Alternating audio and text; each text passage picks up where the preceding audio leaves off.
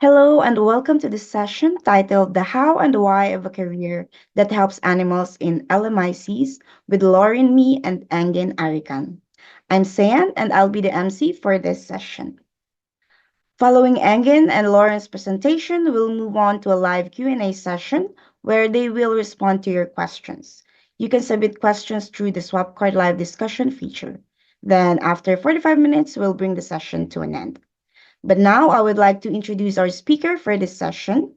Lauren is the CEO and co-founder of Animal Advocacy Careers, a nonprofit organization dedicated to researching high-impact career trajectories and addressing existing talent bottlenecks in the animal advocacy movement. Engin is monitoring and evaluation manager at Animal Advocacy Careers. In this talk, Lauren and Engin will explain the scale of animal suffering, the outlook of talent gaps in the movement, as well as career opportunities in LMICs. Everyone. As I said, I'm Lauren, the co-founder and CEO of Animal Advocacy Careers, and I'll mostly be talking about the why. So why prioritize animals, why a career in this area, what skills are currently most needed to accelerate change for animals, and then Engin will be talking particularly about the sizable opportunity in low and middle income countries, some of the challenges for careers in this very nascent field, and some actionable career advice. Okay. Great. So a little bit more about Animal Advocacy Careers. We're a nonprofit that's aiming to attract and match aligned, talented, mission-aligned candidates with opportunities that help animals the most. And we understand that the success of the animal advocacy movement is largely dependent on the people who are driving forward progress for animals. So our vision is to have an international animal advocacy movement of high talent density with mission-aligned candidates in critical positions of society, accelerating change for animals. We've been going for about 5 years now, and we've helped over 112 people change into high-impact careers, which we're very excited about. And we've helped over 100 organizations with their recruitment and hiring problems. I wanted to tell you a little bit more about how Animal Advocacy Careers actually works. A lot of what we do is really based on data. So throughout this presentation, you'll see lots of graphs, lots of little different data points. And I really wanted to just be very transparent about how we come to the solutions and advice that we actually give people. So we have multiple different stages of how we collect the information. First is our talent surveys, which we've been doing since Animal Advocacy Careers started. So we started interviewing the 12 ACE top recommended charities, and we asked them more about their talent difficulties, how talent trade off with their funding gaps, really what their challenges were with the specific skills that they're struggling to hire for. And then we compare this with our job board data, which has also been going for 3 years. And this is quantitative data, which we can compare against the qualitative data that we have from the surveys. So that's telling us things like what kind of jobs come up the most often, how many of those jobs are reposted, what kinds of jobs are reposted. And again, this is like contrasting with our qualitative data that we have. We then also use existing data from Rethink Priorities, from Charity Entrepreneurship, from Open Phil's Farmed Animal Welfare Team, really just collecting other experts' information to make sure that we have like a holistic understanding of the animal advocacy movement. And of course, when we're actually working with organizations with their recruitment processes, that's when we can really understand like why is it specifically that they aren't able to get those people into the skills jobs that they have. So we use all of that information, we collect it together, and that informs both the solutions that we come up with in regards to our career advising and our online course, but also the advice that we actually give individuals. Okay, so now I want to talk a little bit more about the why animals. So all of us being here, part of this community, we really care about prioritizing our time and resources on the areas which we think can do the most good. So you might think, I have skills, but why should I give them to animals? Like I could give them to any cause areas. Why should I really be thinking about dedicating my time or resources towards the animal advocacy movement? So I would argue that dedicating resources to help animals is one of the most cost-effective ways that we can do good in the world. And I will use the SNT framework to really demonstrate this. But another thing that is really specific and unique to the animal advocacy movement is that it is both funding and talent constrained. And those are significant problems that are halting progress for animals, but are also very interconnected with each other. So if you're able to contribute to either one of those problems, funding or talent, you are really able to help accelerate change for animals.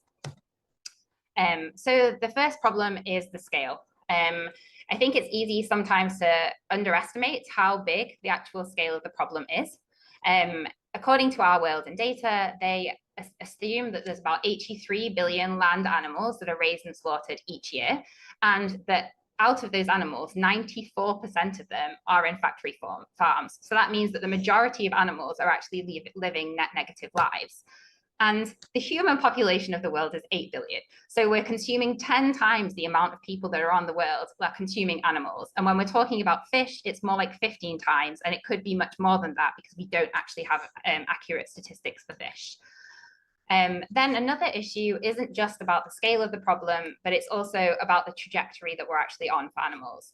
So we can see on the left-hand side, we have some positive things happening for humans, which is really exciting. We're making progress.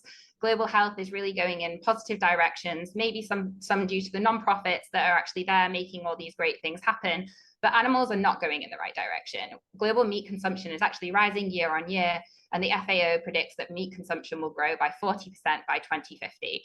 So the farmed animal trajectory is actually not great, and that makes the problem actually even more urgent. Then the next problem is, of course, the neglectedness. So again, it's easy to underestimate how neglected the problem is, but here are some graphs to help you to help demonstrate how neglected the problem is. We can see when it comes to global philanthropic funding that climate change and global development are 30 times bigger than farmed animal welfare. That has the knock-on consequences of the amount of talent that we can absorb into the movement. So through the amount of money that we actually have, we estimate that there's about 1,750 to 2,000 people working full-time on the animal advocacy movement. And we just don't have the money to be able to hire more people, but we also just don't have the money to be able to accelerate change for animals. And that is also replicated when we look at the global government investment, where we have alternative protein, which is another way which we could think about change for animals. And it's also extremely underfunded in comparison to global development and climate mitigation. So yes, we're a very neglected area. And then you would maybe think that maybe the reason why it is so neglected is because it's just not very tractable. Maybe it's an unsolvable problem. And I'm not going to lie to you, and I'm not going to say it is extremely tractable as the animal advocacy movement is extremely tractable. But we actually do know that when we put some resources and effort into the movement, we can make positive change for animals. And there's some main ways in which we can think about that. We can think about very cost-effective interventions. We can think about things that have a high leverage, like legislative change. And we have seen when we do put effort into it that we've had some really big successes for legislation. So we've had a ban on live exports in the UK. We've also had the sentience bill come in the UK. And recently there was a ban on octopus farming in California, as well as Prop 12 that might have some like negative consequences afterwards, but we did get Prop 12 through, which is a really, really big thing. And it shows that when we do put dedicated time and resources into this movement, that we can make change for animals. So what does that mean for you?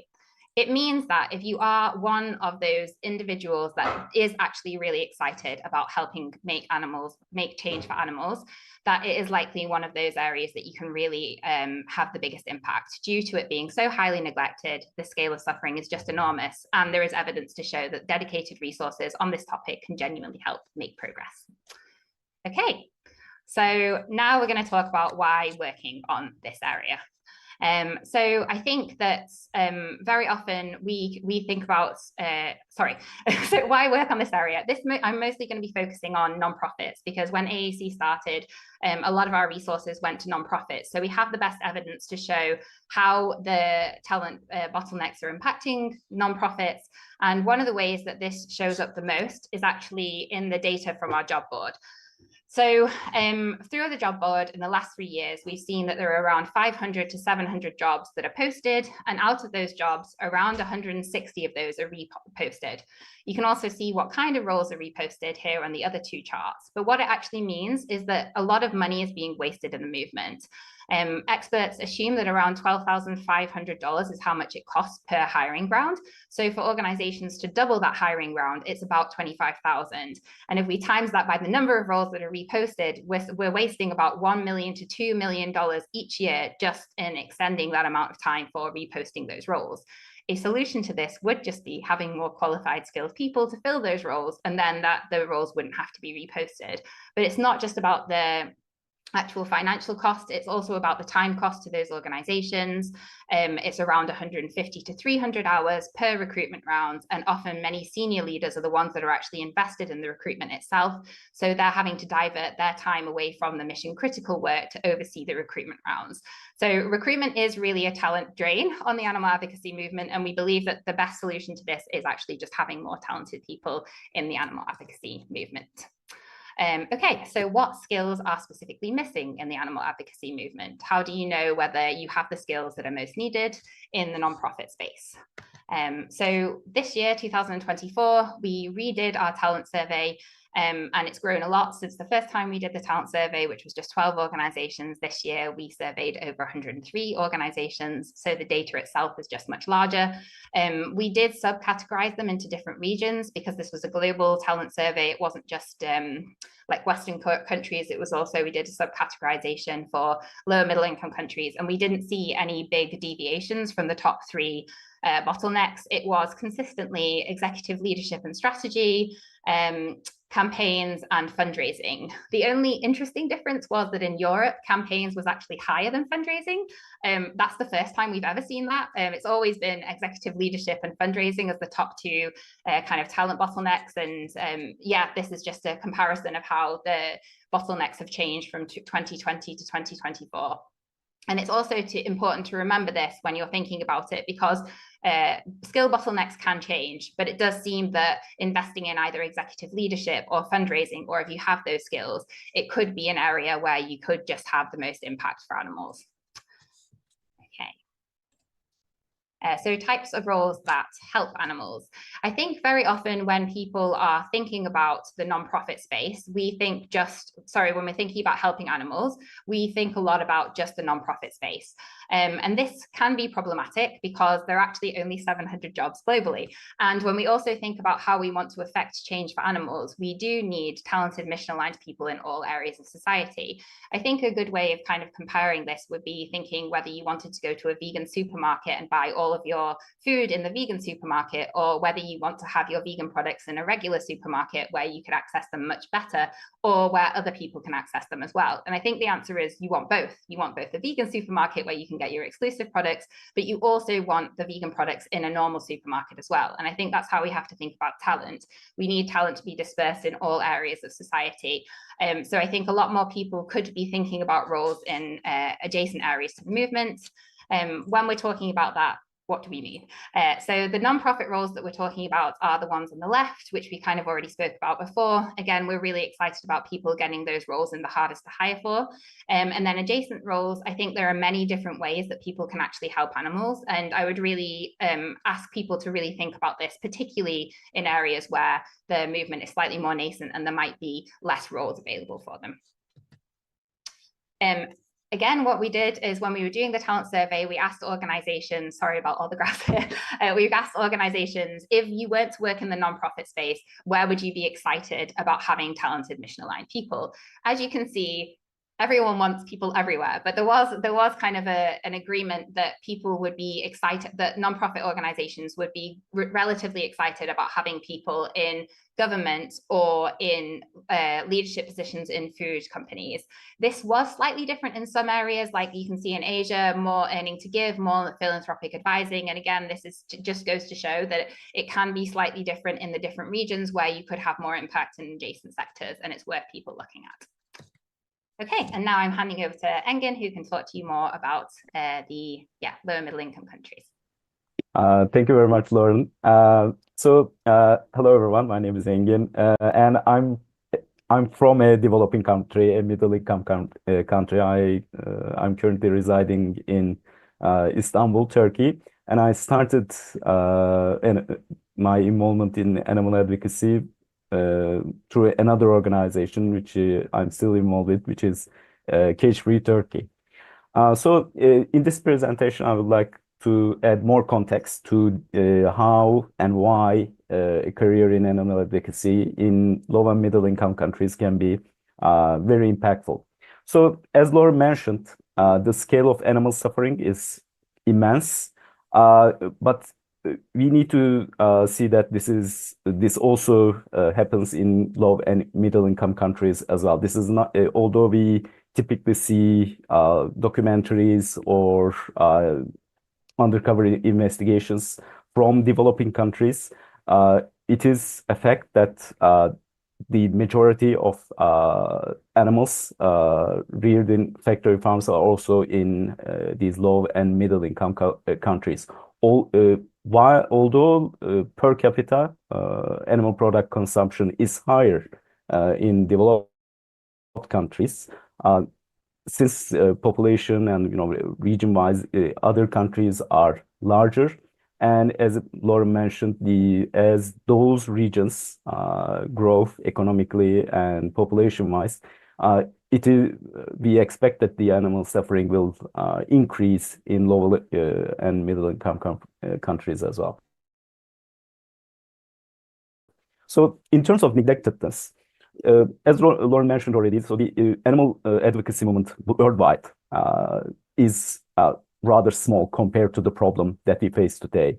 However, like in many developed countries, there are at least a few established organizations which have like lots of staff and relatively larger budgets.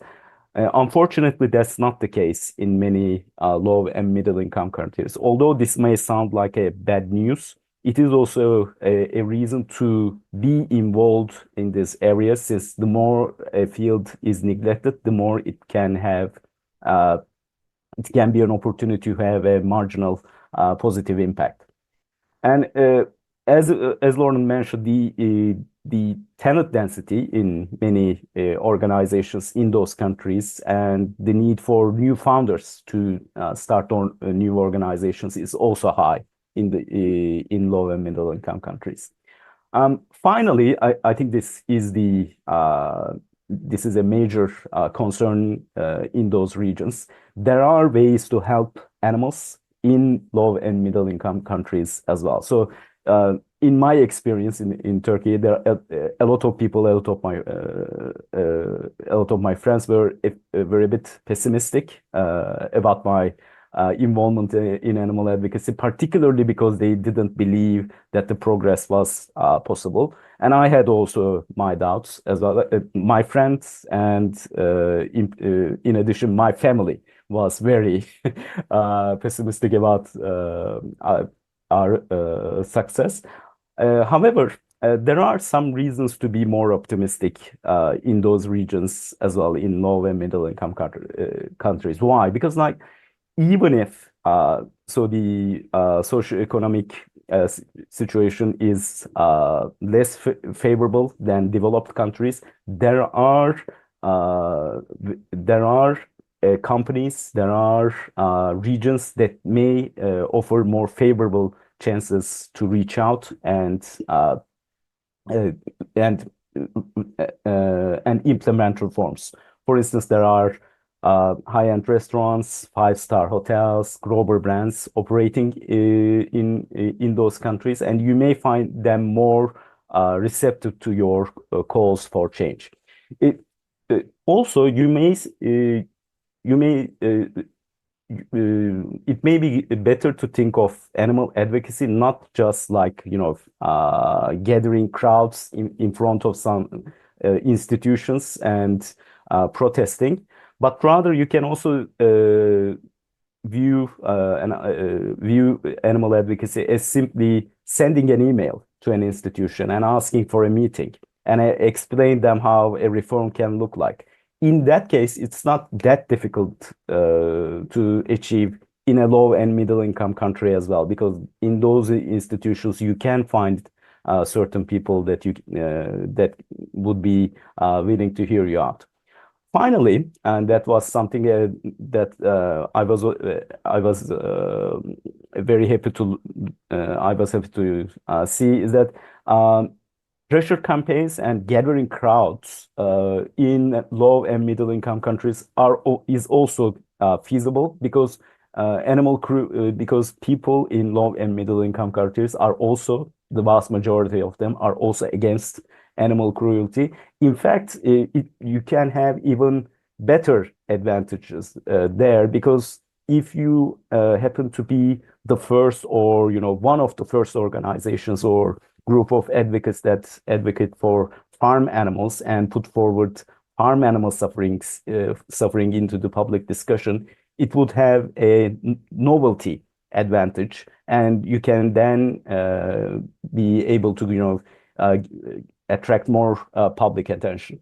Finally, even if like short-term progress may be slow at the start, it's important to consider the long-term impacts of your work. If you, for instance, start an organization, or if you contribute to an already existing organization to take the first steps, it may have a compounding effect over time, and you would be also responsible for the long-term impacts as well. However, of course, there are some points that you should also consider. So there are certain things that may be hard to overcome. For example, in some cases, they may be frameworks for reforms that are basically non-existent. For instance, in some our chance in Turkey was that we had cage-free and egg codex in Turkey implemented, so that cage-free campaigns and cage-free reforms was very doable in Turkey, since Turkey is a European Union candidate, although it's not very likely that she will join in near future. But nevertheless, again, there may be also like certain legal restrictions that may be hard to overcome, such as like in some countries there might be laws against foreign funding, or certain restrictions against protesting, things like that. But overall, I think there may be ways to overcome these difficulties. But again, do your research before you take drastic steps in favor of certain paths. So next, I would like to talk about some categories of career opportunities in low and middle income countries. So first of all, you can look for career opportunities in existing organizations in your country. So you may find that there might be a lot of organizations in your countries that are effective and advocate for farm animals. Some sources to check would be Open Wing Alliance, which is a coalition of organizations working to end cage cruelty. Another source could be charity entrepreneurship. You can check their incubated charities. But you can also check effective altruism, animal welfare fund, or animal charity evaluators grant recipients. There are also a lot of remote work opportunities. I'm an example of this. I work for Animal Advocacy Careers, although I'm not based in London. Again, I said I live in Istanbul. So there are a lot of such career opportunities, and you can check our job board for more. Finally, you can consider to found a new organization if you think like the existing opportunities is not good. But of course, this is a serious consideration. You need to be a good fit to be a founder. But nevertheless, you can, if you come to the conclusion that you are, or you want to seriously consider, you can check opportunities in charity entrepreneurship. You can also apply for funding from animal charity evaluators, movement grants, or effective altruism, animal welfare funds. So that was also my experience. We received funding from these two organizations. And there are also other examples, for instance, like Animal Empathy from the Philippines, or Animal Welfare League from Ghana, which also, by the way, we are very happy that their founders also had some connection with Animal Advocacy Careers since they checked our resources and took the online course. So in the next slide, I would like to also talk about other opportunities. As Lauren mentioned, the adjacent roles may be as impactful as or even more impactful than working in nonprofits. So it could be like roles in corporations. It could be retailers or food manufacturing companies. You can take, if you happen to, get a role there and change their, for instance, animal welfare policy, or implement a, say, plant-based policy, which would, I don't know, like increase their percentage of plant-based ingredients in their formulas, things like that. It might have a much bigger impact, and similarly, roles in government can be a such good candidate, because, like, if you in a lot of cases, low and middle income countries, there may be some lack of certain animal welfare regulations. It could also be cases where those laws or regulations are not implemented well. If you happen to play a role in such progress, that might be very impactful. Finally, I would like to talk a bit about also like roles in academia as well. This is also again my personal experience. I started in my main profession is in academia, and in academia I had the opportunity to work in animal ethics and make some publications, which also helped me to build some more credibility, which I used later in my career as well. And finally, you can also help animals through effective giving. You can take, for instance, giving what we can pledge, or you can take a more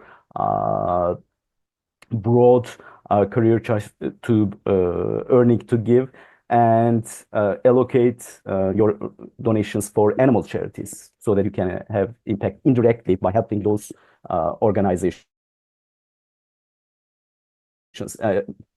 And finally, I would like to have a few very broad career advice. So this is something, again, from my personal experience. So I did not start my career in animal advocacy by going full-time at first. I mean, you can do that as well. I started I started it as a side project. Then I involved in it in a part-time manner. This way, my parents were not nuts. My friends were okay. I didn't have any financial anxiety, things like that, and things improved and progressed over time. You can consider to do that as well if you think there are important uncertainties. And secondly, if this is a concern that I get over and over in career advising sessions, is that if you have problems and if you have concerns about showing yourself or not being able to connect with other organizations, especially if you are seeking remote work, it may be a good step to work more on your career capital, which might also be done through adjacent roles as well, if you happen to have one. Or you can also consider volunteering or building a work portfolio, or again, start a pilot project, so that you can test your fit without taking too much risk. So thank you very much. Now it's not again Lauren's turn. Yeah, I think we're a bit overhead. I just wanted to say one other thing where AAC might be helpful for people who are looking for career opportunities, which is our talent database, which we have just launched with in partnership with high impact professionals. There's a lovely QR code here, which you can just scan with your phone, and you can enter your details into this talent database. I think it's really helpful for you to, especially if you're looking for volunteering opportunities, you can specifically like list that. You can also look for what kind of work you are, whether you're open to relocating. And if you don't put yourself on there, organizations can't find you and you have to do all the applications. But if you put yourself on there, organizations might find you and invite you to actually come to their application process. So I would really recommend, it doesn't take very long to do, to just log on to our talent database.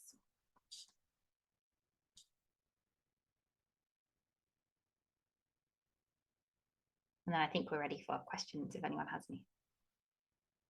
Okay, thank you for that wonderful talk. We have a few questions already, but you can still send your questions to our live interaction in Swapcard.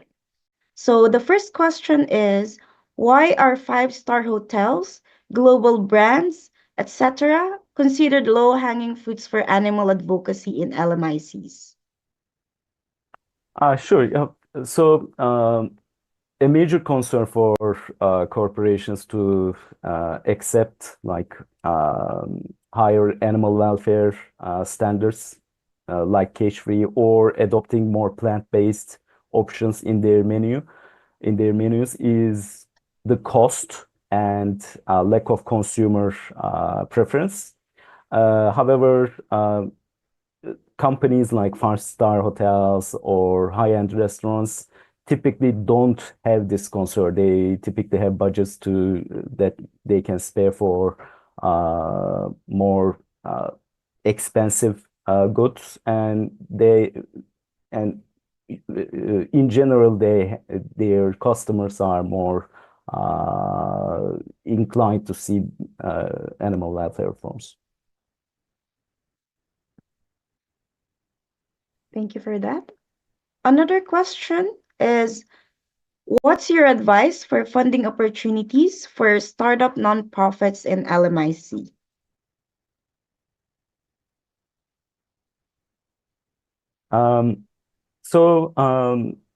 If you start a project, I think two best options to consider would be animal charity evaluators movement grants and effective altruism animal welfare funds. An important detailed information here would be in order to be able to apply for effective altruism animal welfare funds, you don't need to be registered as a charity. You can apply as an individual as well, which was very useful in my experience.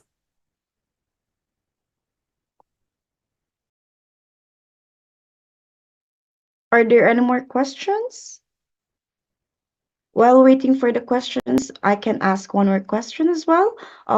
What do you think are the skills needed to enter into the animal advocacy career? I think this is especially we have students in the chat. So for students, what would be the most useful career into animal advocacy?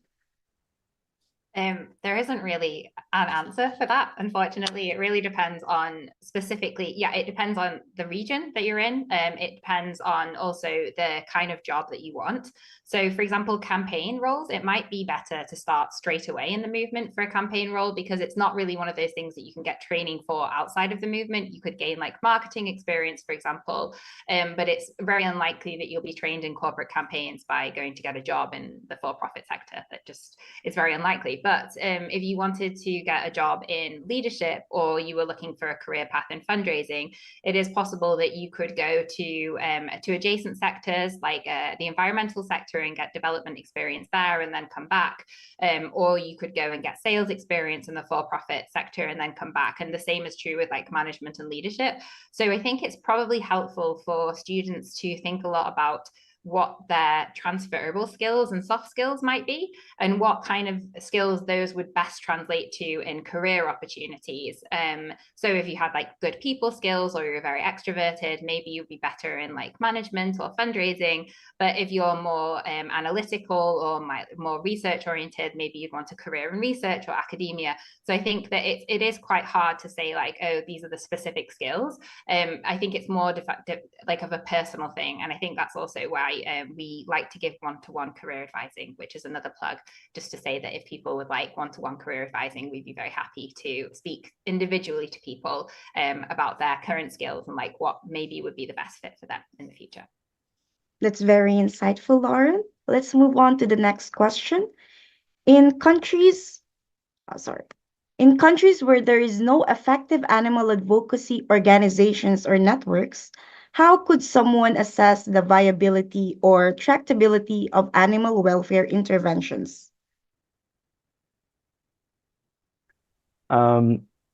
So from my personal experience, so there was no institutional animal welfare reform work in Turkey in 2017.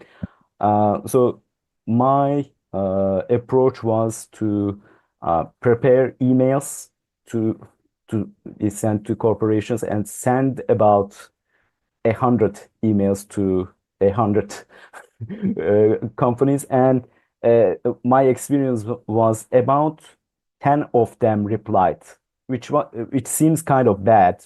And at the end, I had the opportunity to have meetings with three or four corporations, and one of them made a commitment. It was a pastry firm in Istanbul, but it was a good sign that this could be done. If as a person you can at the very least open some doors and see some lights, it could be a good sign to invest more of your time. Again, as I said, it's not necessary to go all in, which might be like quit your job immediately to start a new organization without any data whether that this could work, which is the reasonable concern of this question. Again, in those cases, I would recommend to start and check how things would go as a side project. In addition, I would also say having a adjacent role or job might also help. In my case, like sending those emails as an academic, I think helped reply rates, because like I wasn't some random person, but I was at least a research assistant in a university, which is not very high status, but nevertheless, you can have similar advantages if you happen to, again, work in a university or work in a respectable company or have a position in the government, things like that. I think these are also options that can be considered. That's a very wonderful answer, Engin. This question is also directed to you. Engin, could you tell a little bit more about your experience? You mentioned you went from a side hustle to part-time to full-time. Yeah, so in fact, I'm although as you said, the audience is very young. I'm not that young. I'm about to be 38 in a few months. So I graduated from university in 2012. So I started as a research assistant. I worked there. I worked in a public university. I'm in fact I'm a lawyer, and I started to work in that university as an academic in philosophy of law. I wrote any master thesis on animal ethics, which kind of is the reason that I'm interested in animal welfare and effective altruism. And in 2017, as I said, I started to send these emails to ask for cage-free reforms and cage-free commitments from these companies. In 2018, I organized animal welfare awards in my university in order to attract more attention for the companies to use it as a carrot. In 2020, I was approached.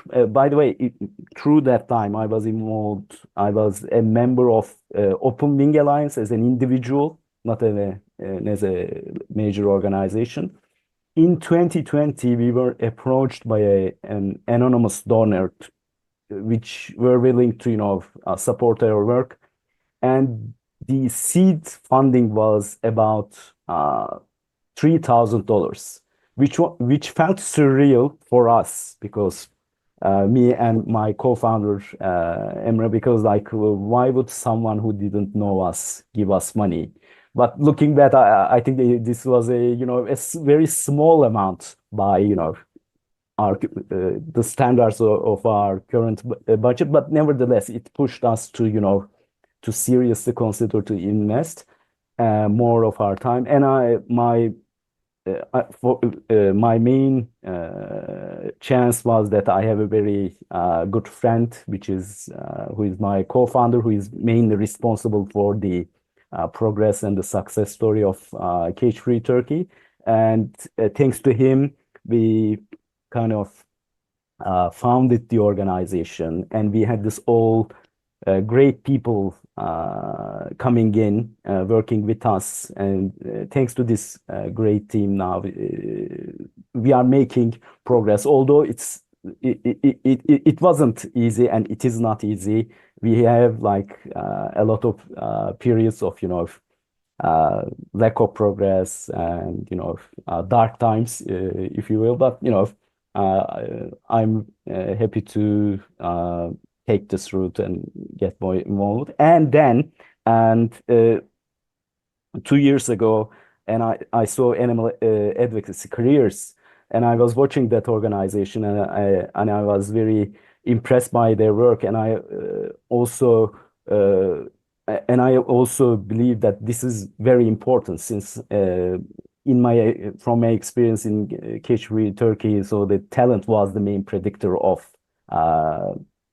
progress and success for the organizations. And again, I was very lucky to see a job opportunity, and I'm also I guess I was very also lucky, so that the Lauren and the staff picked me again.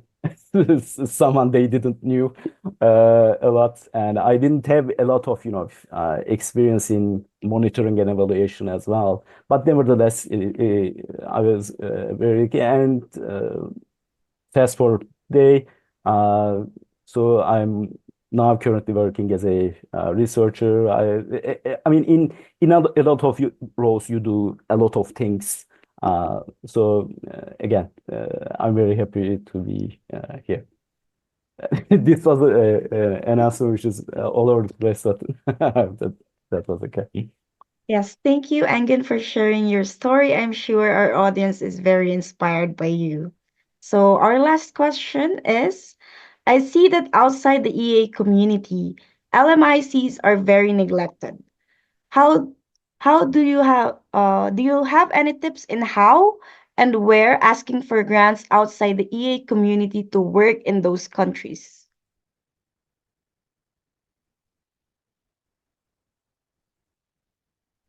I think there are some. I don't want to categorize grants as non-EA or EA grants, but I think there are movement building grants that are less EA. I think there's Thrive Philanthropy and also Stray Dog Institute.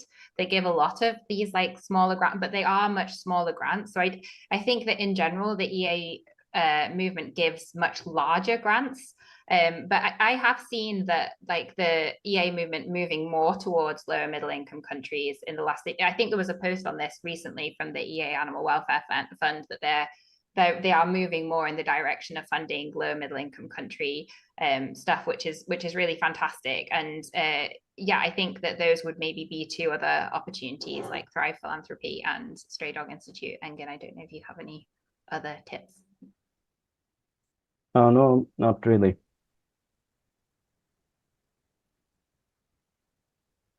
But I have one comment there. So if you are starting an organization, uh, don't uh, uh, don't think like funding will be a major concern. If you have a good project running and if you have a very small team and if you accomplish something, it doesn't need to be big, but it's only a signal that you can deliver in the future. Funders would be interested because like one other advantage of low and middle income countries is that, you know, relatively small budgets can be, you know, decent or very good salaries for low and middle income countries. So for that reason, a lot of funders would be interested again if you happen to, you know, deliver, be successful and deliver tangible progress.